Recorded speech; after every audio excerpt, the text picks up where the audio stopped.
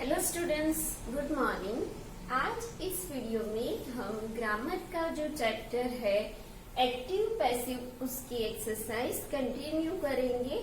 आगे के चैप्टर में हम लोगों ने एक्टिव पैसिव क्या होता है, एक्टिव में से पैसिव में हम कैसे कन्वर्ट करते हैं, कौन से रूल फॉलो करते हैं, वो सब हमने देख लिया है। इसके लिए सबसे जरूरी है कि आपको टेंसेस आने चाहिए, अच्छे से पहचान होनी चाहिए टेंसेस की, कि जब हम एक्टिव से पैसिव में जाते हैं तो कैसे कन्वर्जन होता है। इसीलिए यहाँ आपको अच्छे से टेंस आना चाहिए।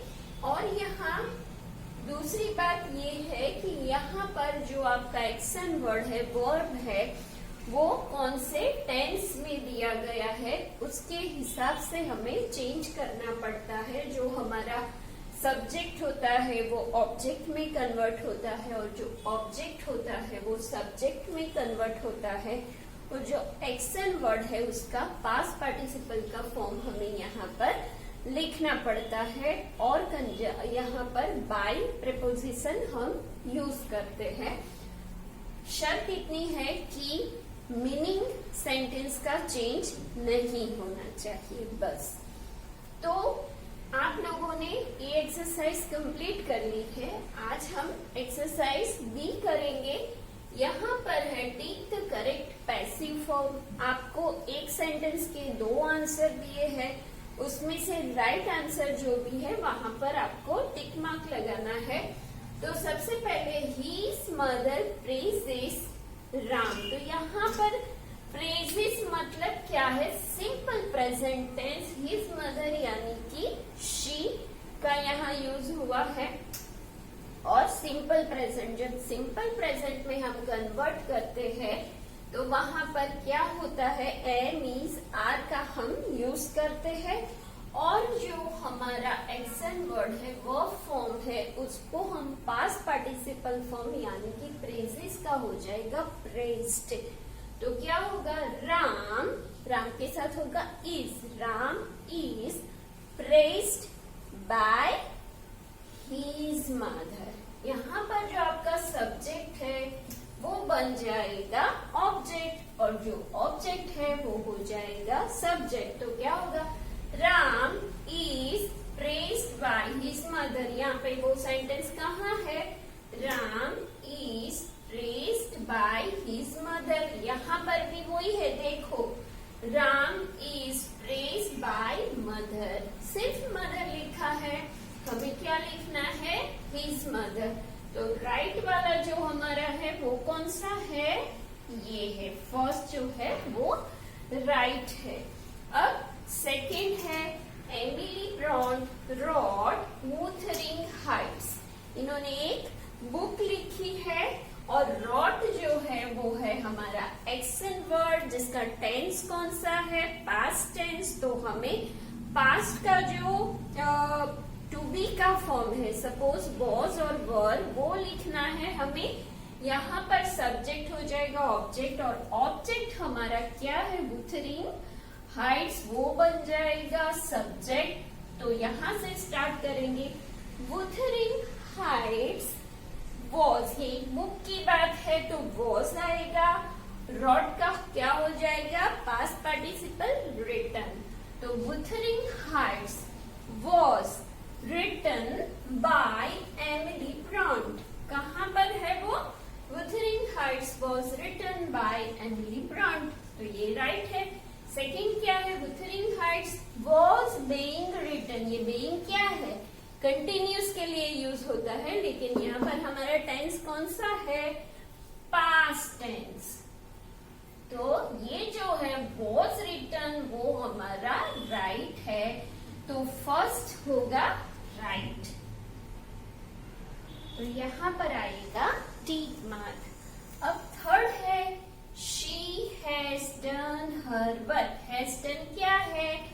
ये है प्रेजेंट परफेक्ट। प्रेजेंट परफेक्ट को और परफेक्ट बनाना पड़ता है पैसिव में। तो क्या होगा? Has been done. ठीक है, हैज डन है, उसका हो जाएगा हैज बीन डन। अभी क्या है? Her work. तो हर वर्क है तो उसके साथ हैज ही आएगा क्योंकि सिंगुलर नंबर है। तो क्या आएगा, her work has been done by, she का क्या हो जाएगा, her work has been done by her. तो कहाँ पर है, हर वर्क वॉज डन, तो ये वॉज डन नहीं आएगा, ये रॉन्ग है। सेकेंड कौन सा है, her work has been done by her, तो ये सेंटेंस हमारा राइट पैसिव फॉर्म है एक्टिव का। Now number 4, the noise has frighten the horse.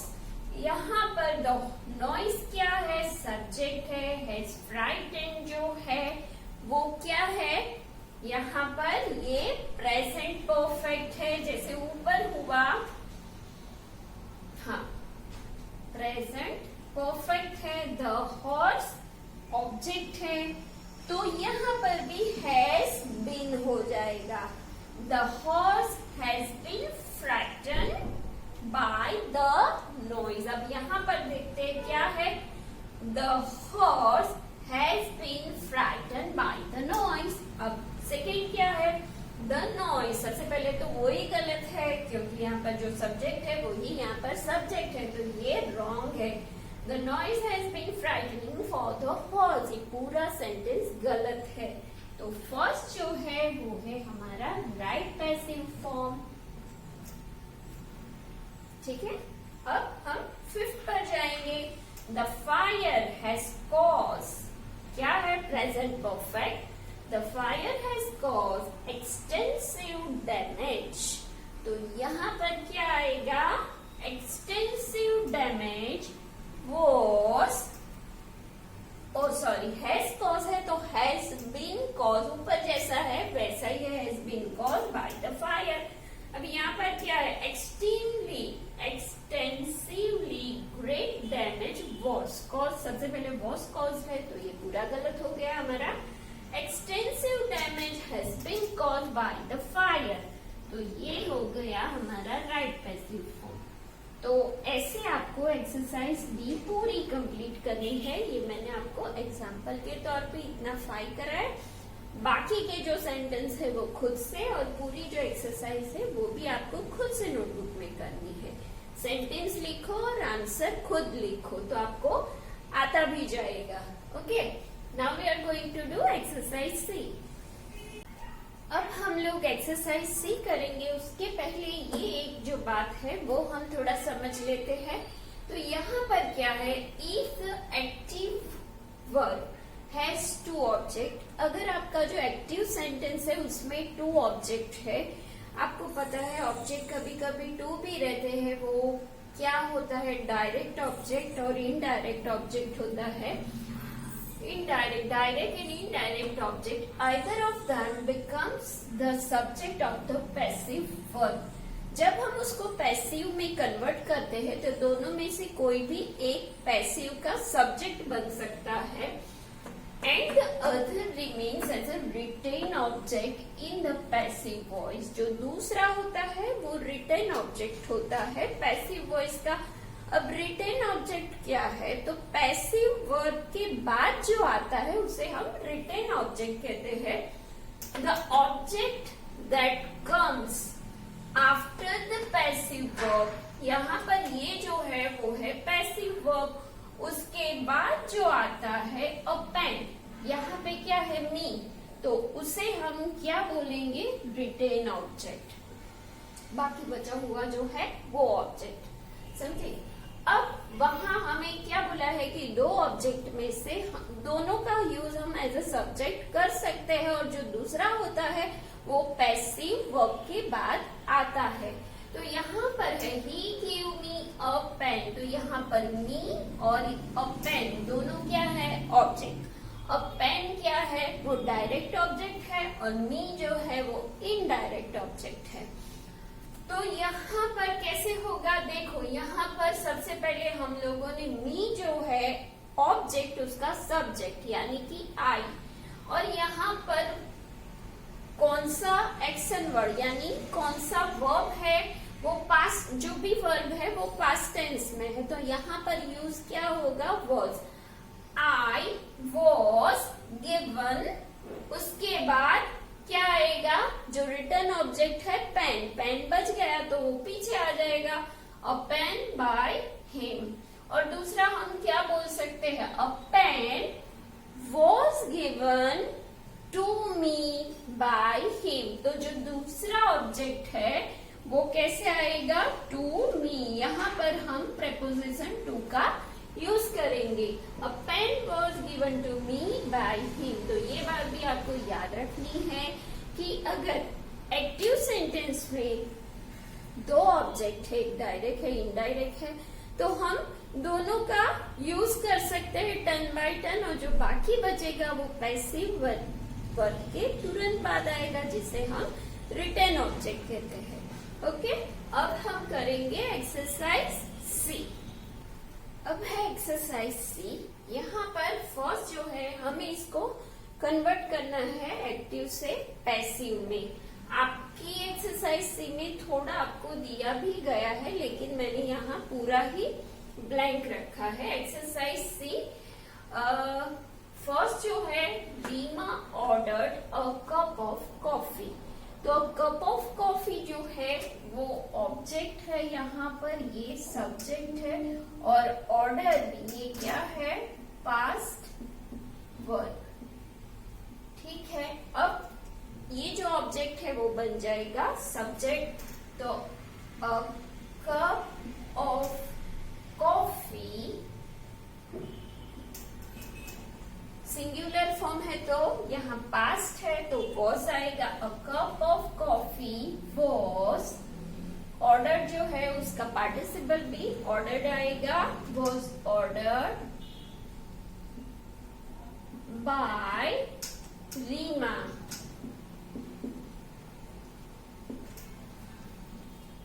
अब सेकेंड यहाँ पर है, गौरा लेंट मी 10 रुपीज। तो दो ऑब्जेक्ट है, एक मी है, दूसरा 10 रुपीज। जो मैंने आपको अभी समझाया, हम 10 रुपीज को लेके भी कर सकते हैं या मी का आई बनाकर। मैं आपको दोनों दिखाती हूँ। सबसे पहले मी का, तो हम करेंगे I was lent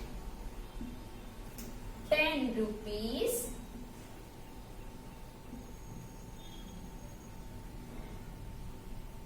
bye Gaura. ठीक है, अब दूसरा हम 10 रुपीज को लेंगे तो क्या होगा, 10 रुपीज, रुपीज है तो वर आएगा, 10 rupees were lent, were lent to me by Gaura. तो यहाँ पर ये जो है हमारा पैसिव वर्ब, उसके बाद जो आएगा वो है रिटन ऑब्जेक्ट। अब है I painted the house, past form है, आई सब्जेक्ट, ये ऑब्जेक्ट है, और पेंटेड वो पास्ट टेंस है। तो क्या करेंगे, द हाउस, अभी यहाँ पर पास्ट टेंस है तो वॉज आ जाएगा, वॉज पेंटेड बाय, आई का क्या हो जाएगा, बाय मी। चेंज हमें यहाँ देखना है कि यहाँ कौन सा टेंस है, वही टेंस हमें यहाँ यूज करना है, क्योंकि हमें मीनिंग चेंज नहीं करना है, इसीलिए वही, और जो हमारा वर्ब है वो उसका हो जाएगा past participle.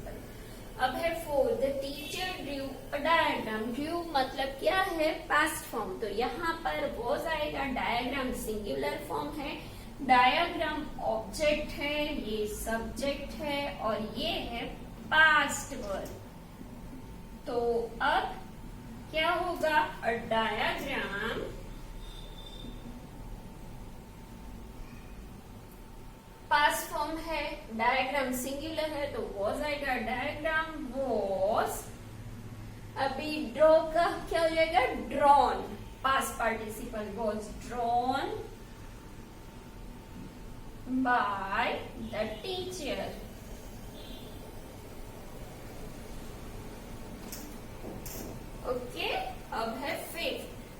The university has praised her work. तो ये है ऑब्जेक्ट, has praised, वो क्या है? प्रेजेंट परफेक्ट, और ये है सब्जेक्ट। अब हम ऑब्जेक्ट को सब्जेक्ट बनाएंगे, हर वर्क।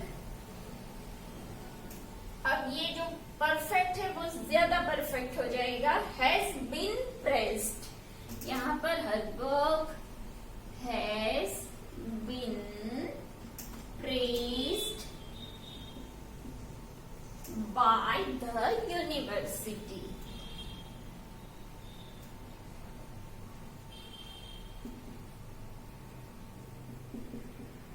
तो यहाँ पर भी एक्सरसाइज सीख के मैंने 5 सेंटेंस कराए हैं, ये तो आपको लिखने ही है, और जो रिमेनिंग 5 सेंटेंस है वो आपको खुद से बनाने हैं। मतलब आज का होमवर्क क्या होगा आपका? एक्सरसाइज B एंड C, ये है आज का आपका होमवर्क। तो ये आपको पूरा करना है। आज इस वीडियो में हमने ये जो एक्टिव पैसिव चैप्टर है वो फिनिश कर दिया है। नेक्स्ट वीडियो में नए टॉपिक के साथ मिलेंगे। Till then bye bye.